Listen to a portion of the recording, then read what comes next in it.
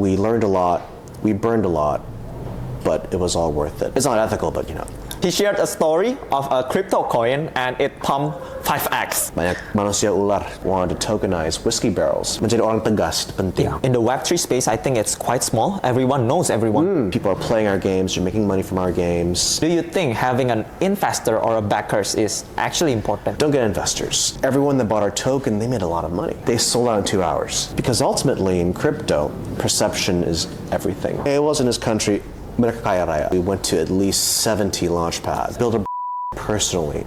It will save you a lot of time. I'll do many things and later on I will focus on one that is successful. When we did CREO, we did 100 different things. Having a strong team, that's a bigger difference. Like Javier. Yes, like Javier. I cracked my neck just now, it's crazy. Oof. Oh! It's hard work. Tapi it's worth it. In the end, naik harga. As you have pull, your words speak power. Nowadays, the best businesses, the best projects, they build. Pemerintah itu penting pump fund for video games. So invest well in your if you're doing AI projects. If you're chasing two rabbits, you'll get none. Doing too many things at once will kill you, but you have to risk it all for one path. What's the most important lessons that you get from building CREO? All this 4 years. Can I tell you a secret gut? Hi guys, today we've got a special guest, Forbes 30 under 30. Oh my god. Oh my goodness. One of the biggest GameFi project here in Indonesia and also a good friend of mine. And thank you so much for your time, Darrel. Winston, you're so kind. These are just accolades, nothing more. But it's good to be here. I'm happy to be involved in talking about my journey in crypto, and yeah, I'm happy to answer any all questions our audiences have today. Yeah, we love to learn much from you. Thank you. And anyway, guys, before we start, I just wanted to thank Darrel here because he shared a story of a crypto coin and it pumped 5x. Oh my goodness. Or even more because I didn't watch the chart again, but you should definitely follow his socials. Thank you. Yeah, please follow me. At Darrel. Darrel and Wijaya. Darrel. You put that in the video, you can edit that. Yeah, I could edit that. And beyond that, I've actually talked a lot with Darrel. I've gained a lot of insights, so we hope to get more of his mind today. Oh, thank you. From his journey. And maybe Darrel, even though you're that famous already, can you share a bit of your intro? Yeah, so my name's Darrel, 29 years old. I'm a Taurus. My blood type's AB. You're a Taurus? I'm a Taurus, yeah. Same as I'm me. 182 centimeters tall, nothing special. I love making video games. When I was younger in university, I actually built a couple indie games. And from there I got back and, I pretty much got into crypto with GameFi as my first foray into crypto with some very good people over at Medan. Shout out to, Javier, David, Ghani, the CREO Engine team. Fantastic people, the best. They work hard, very hard. I'm more of the spokesperson, more of the tech guy behind the scenes, but I'm also an advocate for GameFi as a whole. And I believe this because I think GameFi is just one of the more fascinating ways to, for users to make income through playing mini games, And yeah, I'm here to talk about my journey and hopefully you learn a thing or two about me today. Anyway, really curious, you mentioned that your background, you are a CTO, right? Yes. But I saw your LinkedIn and your background is business and accounting, if I'm not mistaken. That's right. So, you see, that's the funny thing. When I went to America to study, I took up accounting because it was the only way to actually understand a business. Believe it or not, accounting as a skill is a very valuable thing. You could read books, understand where your money is going to, and have a better understanding of what you're doing. Business as an experience, you need to get it from doing practical businesses. Yeah. Like yourself, you're doing your own business and you're learning a lot along the ways. It's hard, susah, tapi the process memang enjoyable lah. It's very enjoyable. So, believe it or not, when I got back from America, I actually, did real estate. for about a year during COVID. And then I got into crypto. Okay. I just got into crypto in 2021 in September, so it's been about 4 years. I learned so much about a lot of things, and it's been a wild ride. Yeah. So, just curious about your perspective. Is it harder to study accounting and business or the tax side? The tax side is brutal, man. Auditing is brutal. I actually studied taxes. I learned about the tax laws in America. It's brutal. Apparently, difference per county. If you're in New York and Los Angeles, you have different tax codes. It's really brutal. So I prefer learning regular accounting, not taxes. That stuff. Apa ya, agak lain lah pokoknya. Susah. Males aku. And I saw besides CREO, lately you are working on some projects like That's right. Tag and also the whiskey one. That's right. Maybe can you share to the audience what project is it? Yeah, sure. For me personally, CREO is all about making GameFi accessible. Yeah. And it's also about making applications that are accessible, right? Because I think the number one issue that people face in GameFi is, being able to access video games, knowing how to get their cash outs, their withdrawals. So we made Tag on Telegram because that's one of the apps that we found the most success with. Our retention per day is about 15 minutes average, which is pretty good. Whoa. Pretty good for an app on Telegram. Typically, apps on Telegram, they have about a 5-minute retention time. Yeah. So we're about 3 times more than average, which is good. So Tag is going to go on Telegram. It's on the browsers. We're partnering with, GoPay, for example, big company. We have other partnerships lined up for Tag. So that's one of our more scalable products right now in CREO, which I'm very proud of. Javier, if he's watching this, good job. You're getting all these partnerships. You're a good man. But Tagari, my mother, after seeing how successful CREO was, she wanted to try out Tagari. So we actually, wanted to tokenize whiskey barrels. And the whole narrative behind the whiskey barrels was simple. It's actually, barrels are better than Bitcoins. It's the whole narrative there. It's very funny because a whiskey barrel, which is about $34,000, you could sell it for about $120,000 in 3.5 years. Yes. Crazy. How is it? How is it possible? It's possible because Japanese whiskey is in high demand. People, itu borong semua gila.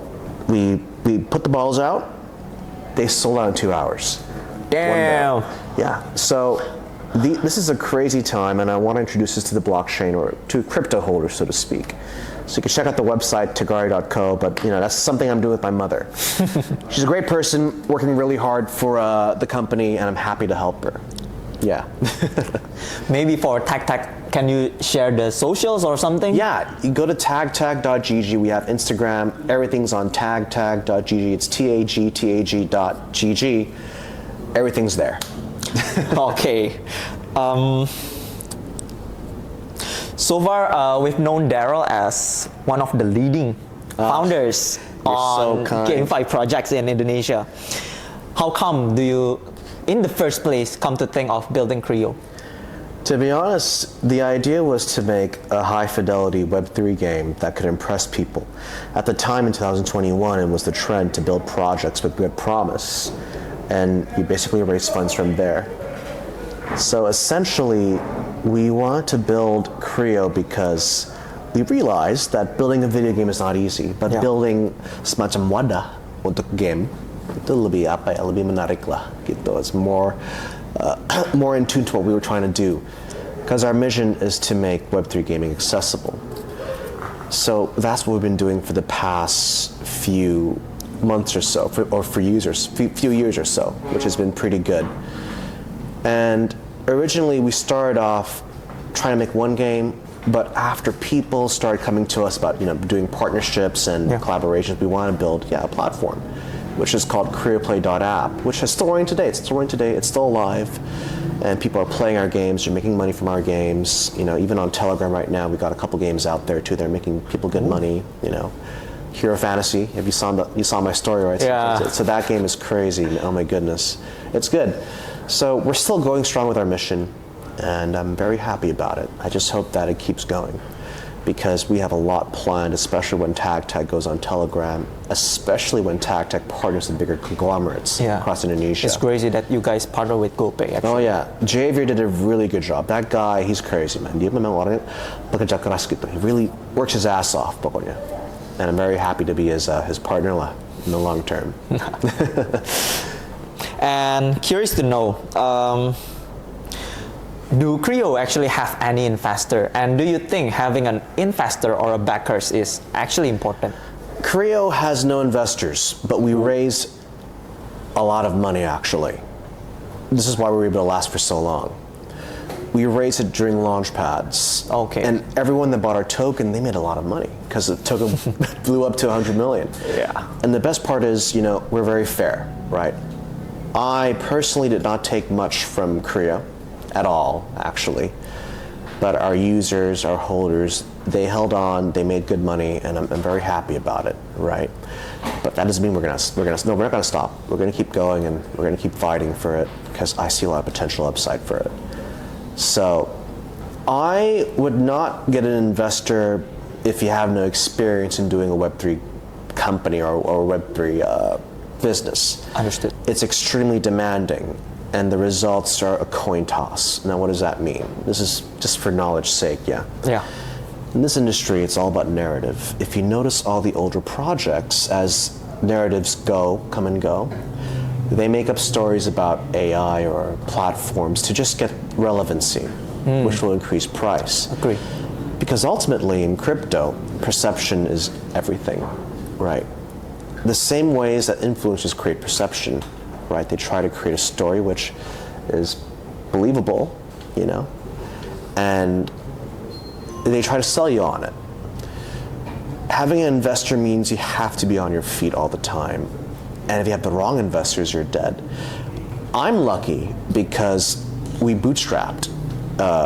My friends at Mendan, they're fantastic people. They're very fair people, and they work hard. It's a big thing. Jadi ya, intinya kayak aku memang hoki banget gitu. I'm very fortunate to have met my friends at Medan. They're great people. I'm just the guy pulling the strings lah on how things go. But those guys, they work really hard for CREO. But yeah, don't get investors if you're not ready. I would not. Bootstrap it. But if you want to make good money in crypto, you have to have pull. Sorry? You have to have pull. Pull meaning if you say something, people believe in you and they buy into it. Oh, okay. Alex Becker is a great example. He's a fantastic KOL. KOLs make a lot of money. Yeah. Like even Indonesian KOLs, they make millions of dollars. Really? They do, yes. KOLs in this country, mereka kaya raya. I'm telling you, it's true. I didn't make the rules yet. For the viewers there that are watching the podcast, benar-benar memang orang kaya gitu. They're very rich when they become KOLs because when they do something, money follows. That's the best way to make money.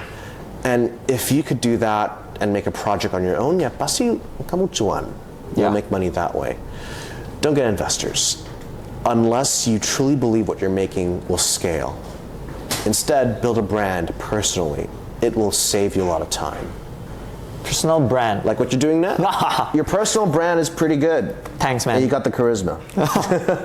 So, I would say CREO's journey started from bootstrapping, then going to Launchpad, right? That's right. Maybe can you explain how actually Launchpad works to some of our viewers here? All right. So back in 2021, we bootstrapped to create a game. And what happened was that we wanted to raise money to do a token. So we went to at least 70 launchpads. 70? That's a lot of people to pitch. It was a pitching marathon. Me and David were up all night till 3 a.m. just talking and talking and talking, I'm amazed at how hard they work, Again, my friends at Medan, they work really hard. I love them to death. They work really hard. And we stuck together pretty tight. So we pitched a lot, we raised all that money, and here we are today. The Launchpad people, they make money, but Launchpads are simple. What they do is fundamentally simple.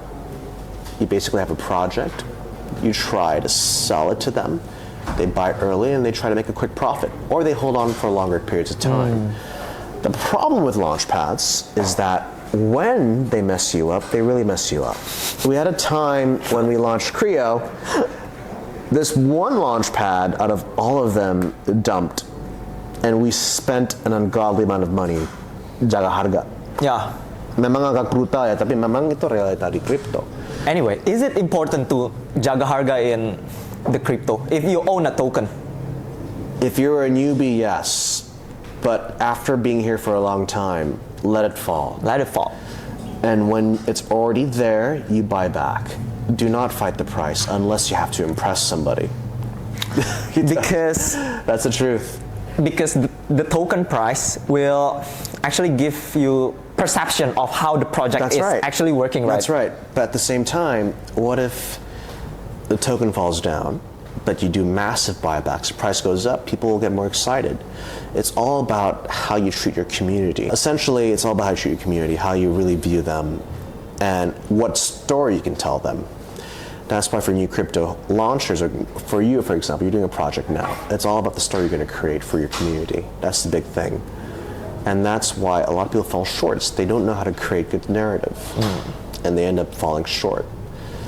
So token price is just one part of the narrative, but having a strong team, that's a bigger difference. Like Javier.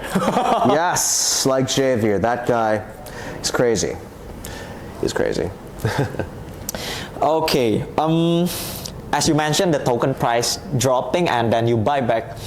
I've once saw that CREO do 100x from its all-time low. So this was funny. This was in November 2023. 23. 23 or 20? But pokoknya it was last year lah. Okay. At that, no, it was 24. 2024. It was early 2024. 2024. I went to. No, I'm sorry. It's 2023. Okay. I went to Dubai in 2024, and here I am now. It did really well because we had products ready. Okay. So in the end, people play our products. They look at our products. They're very impressed by it, and the token price pumped drastically. And Melody's team, I can't say whose name it is, but he's a fantastic when it comes to, he's a fantastic securities guy. He manages the token price, knows how to get the best market makers to buy backs, to sell. You need someone behind the scenes to manage tokens for you. And that is a skill that I personally am still learning. It's a very hard skill. You have to manage your order books, manage your balances. It's a big game. And he stayed up all night till 5 a.m. just managing the order books, making sure the price is good. Whoa. It's dedication. It's hard work. Tapi it's worth it. In the end, naik harga, right? And what happens? Well, people started buying into it. You have cabals, KOL groups. I even met popular KOLs because the price went up. Memang benar kayak when the price went up to at least, I think it was at that point about $10 million, $12 million market cap, people started reaching out to us. Some popular KOLs reached out to us. It was pretty good. Then as we hit 40 million, I met Brian Rose, great guy. I met all these big Dubai players left. It was eye-opening. So it's a glimpse of what could be. Imagine you have $1 billion market cap, or you have $100 million market cap, and you're strong. People will, your words speak power. So at some point, when we were at 40 million market cap, or is it 30 something, we did a long AMA, like 3 hours. 3 hours of AMA? Yes. That's crazy. I spoke about our roadmap, and the price went up. So my words. As long as you do the AMA, the price goes up. Jadi aku memang ngobrol-ngobrol, mengerayukan, or impress them. Which, by the way, everything I said came true. We made Tech, we made all these games, but it worked. Right? And that to me is what crypto is in its essence, is as you have pull, your words speak power. This goes back to the question, you need investors? No. You need good charisma, which you have. Thanks, you have a lot of it. Darrel. You have a lot of it, lah. Okay. So, I think we've also been talking about this the last time we met. So the question is, many of the builders here wanted to create their own token. Is it really important for us, a project, to deploy our own token? No, it's not. It's not. It's not. Why is it? It's not because when I made CREO, I thought it was. Yeah. The money is good, but that was 2021, right, where tokens and projects really correlate. But now, investors, VCs, and groups are more cautious. They look at the metrics. All about CAC, ARPU, DARPU. You can look at that on Google if you want to. Your customer acquisition costs goes down, you have more recurring revenues, and then you build a case where your project does really well. For example, Pump, they had millions of dollars in fees every few hours. And when they launched Pump, Elon, the guy that made Pump, he's now a billionaire. He's rich. Of course he is. He's a 9-figure guy, almost 10, and he's only 25, 24. Really? Yeah, he's very young. Ooh. That's why I'm saying nowadays the best businesses, the best projects, they build user bases. But for builders that are just trying to make quick money, go ahead, launch a token and be anonymous. Many guys are doing that now. It's easy money lah pokoknya. It's not ethical, but right. One was crypto but ethical, right? Right?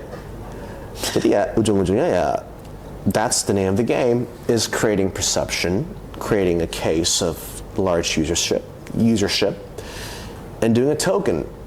So Elon, he didn't really need to launch a token pump. Nggak perlu. Yeah, that's right. But he did. For staking, rewards, creator fees, whatnot. But he made a crap load of money from that. I think at one point, if you read his Twitter, he said, F it, Jew mode. It's like, and from when he said that tweet, the price went down. He took a lot of money. Of course. The money vanished. Of course. Did he in the end, Gaya? That's the whole point of a token, unfortunately. But a token has its purposes. For example, Hyperliquid. Fantastic token. You need that token to do everything, right? That's a good example of when a token would be useful, right? But now you see tokens on Solana and all these other chains like Arbitrum, like that ARC token we talked about. It's just there, right? It's all about narrative. Understood. Yes. Okay, maybe back to CREO a bit. Sure. And how you're working as a CTO here. Wanted to know, like, how do you manage your team? Like, is it hard? Oh my Especially goodness. because you're as a CTO, right? And you're having a business background, actually, rather than a tech background. How do you manage your team that is mostly a tech guy? That's the problem with me. One of my biggest weaknesses is I'm not a technical founder, but I'm a CTO.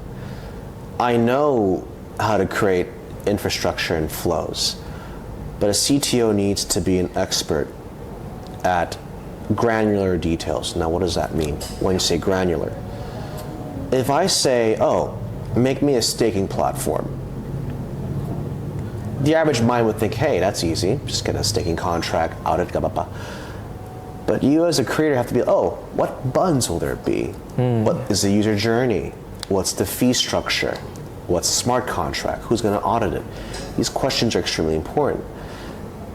That's why, perintilan itu penting, perintilan.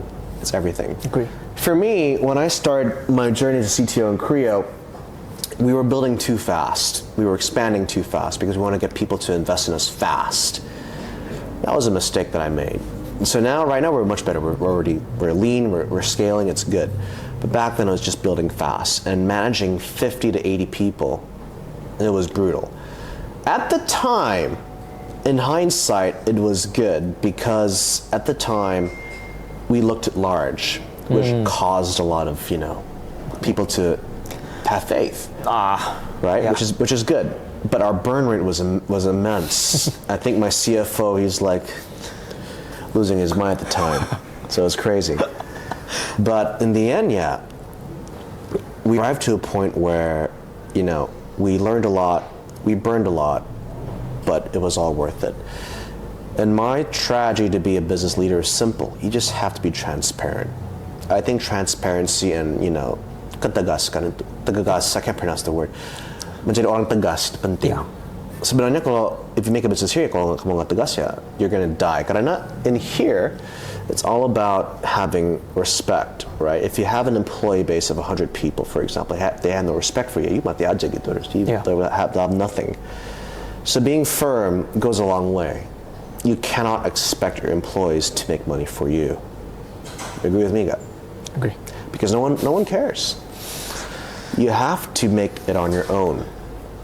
I follow this guy, Alex Hermosi. He had a very good quote. No one's coming to save you, not even the ones you love. Agree. Which is true. You have to do things on your own, like it or not. That's just the way the world works. Tapi ya, even if I'm a tech guy, I have to learn how to do tech one way or another. Even if I'm not a technical founder, I have to learn. Terpaksa. Gitu. And so far, how's your learning process in this? It's good. I learned a lot, especially when GPT came out. I had to learn that really quick. And CREO now is doing a lot of AI initiatives with game creation using AI. So that's something we're trying to do.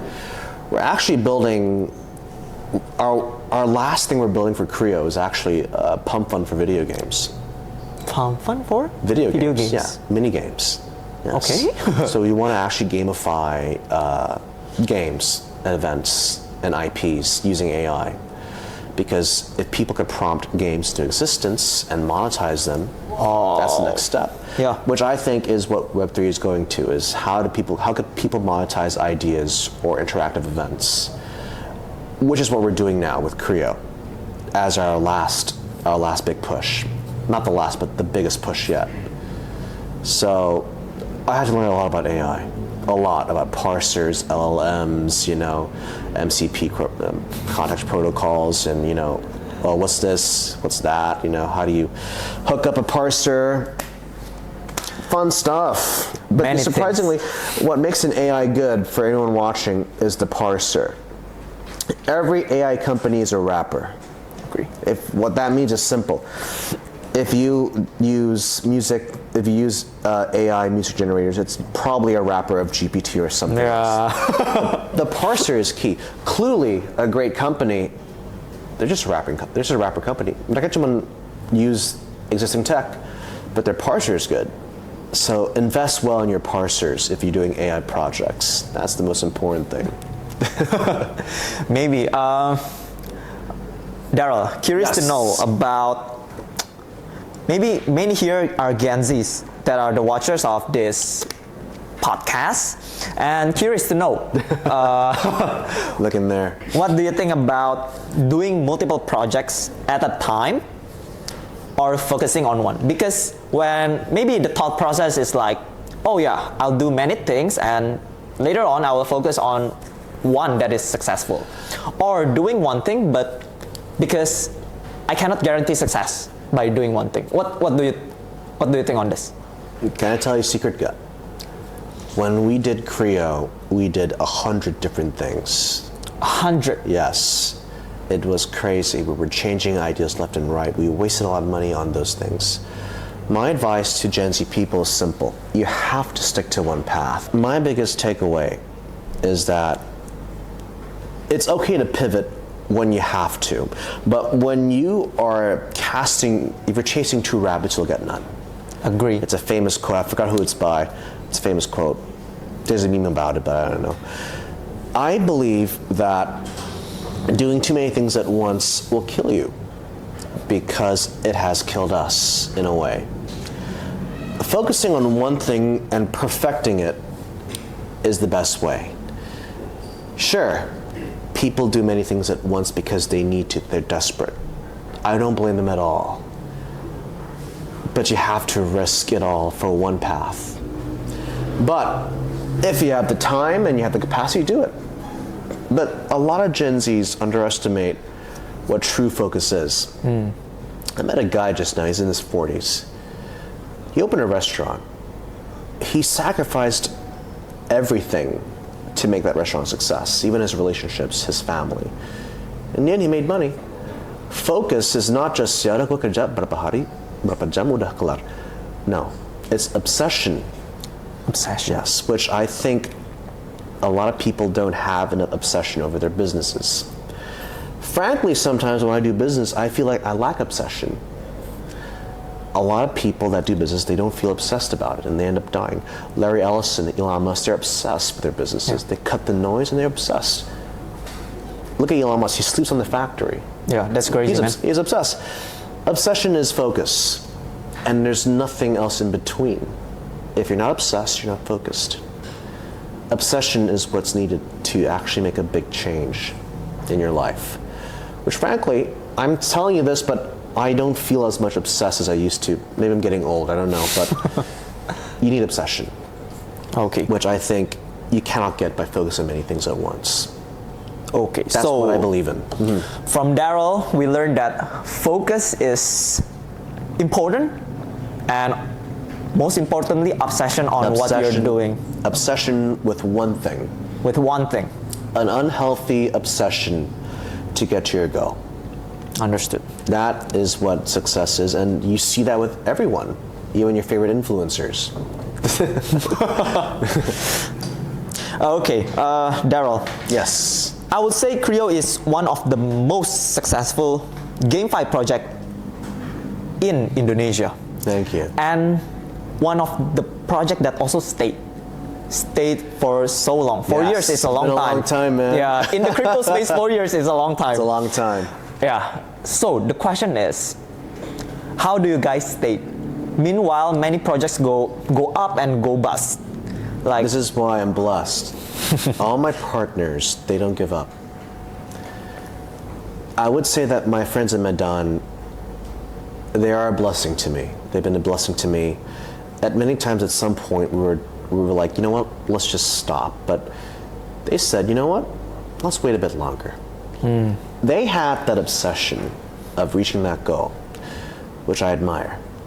So I really look up to them because they did what most people can't do, is they were consistent with their obsessions for success. So how CREO lasted this long was because we were obsessed with survival. We were obsessed with trying to make the most out of it. And frankly, if I spent 4 years and I made nothing, I would kill myself, to be honest. So I would not want to give up, right? yeah. I know Mr. Wonderful says, oh, if your business is 4 years old, you better just give up. Yeah. It's good to pivot, but pivot only when you really think there's nothing left. Because that's when you know that's it. But for a successful entrepreneur to succeed, they have to cling on to every thread of hope and have that sense of obsession. Interesting. To keep going. So maybe I would say the most important thing is obsession and also consistency. Because without both, obsession in a small time wouldn't get you anywhere, and That's consistency right. without obsession. But remember, also, consistency is not just I'm showing up for 1 hour a day. No, it's showing up for when you need to, when you have to. yeah. It's a big difference. Okay, Darrel. Yes. So maybe can you share what's the most important lessons that you get from building CREO? All this 4 years. Yeah. Your word is your bond. Believe it or not, the words you speak, the bonds you build, they're easy to tear down, but they're hard to build up. In crypto, it's all about reputation, who you know, Agree. how you know. You cannot break your bond or your word, no matter what happens. That's the most important thing I've learned so far, and it's pretty quick on how fast things fall apart. And I can understand, a lot of people, they fall short because they're desperate, they have no money, and they have to do what they have to do to survive, and it creates friction. And that's the world we live in today. It's a very cruel and unforgiving world, but in the end, a man's only got one thing, and that's his word, more than anything. Agree. That's what I learned over the past 4 years, is your word is your bond. If you do not do what you say, people subconsciously will have a less inclination to trust you. Yeah. And if they don't trust you, you're going to die in this industry. Yeah, because I agree, because in the Web3 space, I think it's quite small. Everyone knows everyone. especially if you're just a local player.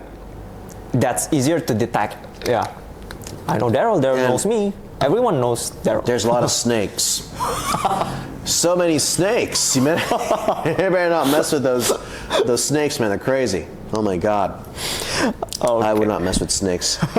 Banyak manusia ular. Buaya gila, aduh. Capek. Banyak buaya, bos. Maybe Darrel, before wrapping up this session today, Sure. I've learned a lot through these talks and through previous talks with you. Maybe can you spill some major updates that are coming to CREO? Well, we want, as I said, to build the pump fund for GameFi. Yeah. This is what I believe to be the last thing we're doing to make use of our tokens. I truly believe the attention economy, interactive events, is the next thing for Web3. A Web3 game is best simplified as a small source of interactive events. Not fun, but beneficial. If you want to play a fun game, get the PS5 and just play a game. A Web3 game is meant to be interactive at its core. It's because interactive games build audiences, and that builds pull. We're building that in one platform called CREOplay.ai. So that one's what we're building right now, and we want to show to our users that's possible to prompt, remix the game, and to monetize it using CREO or USDT. Yes, so that's what we're doing now with CREO, and I hope you guys like it. Okay, so viewers out there, if you're GameFi developers, Yeah, use our platform, prompt a couple things, and make a snake game. You know, it's gonna be fun. We're trying to make mini games interactive and accessible to all, because anyone can build games. okay. Yeah. So for the viewers out there, so how do they get in touch with CREO? Maybe can you spell the You know, socials or something? go to Twitter, type CREO_engine, ENGINE, and follow us on Twitter. I also post a lot on Twitter. I post a lot. I text a lot. Darrel_Wijaya. Put in the YouTube video. It's all there. Follow me. I post in English, but you know, if you have questions in Indonesian, you could ask me. I speak the language fluently, so Yeah. all good. Okay, we've learned a lot, so much today with Darrel here, and thank you, Darrel, for sharing with us Thank you for having me. from your experience starting building from CREO, how you manage your team, how to get that 100x from CREO from all-time low to 100x. That's crazy stories and also personal insights from you. And I just wanted to say thank you, and maybe we'll see you guys at the next podcast. Adios. Bye-bye. Bye-bye.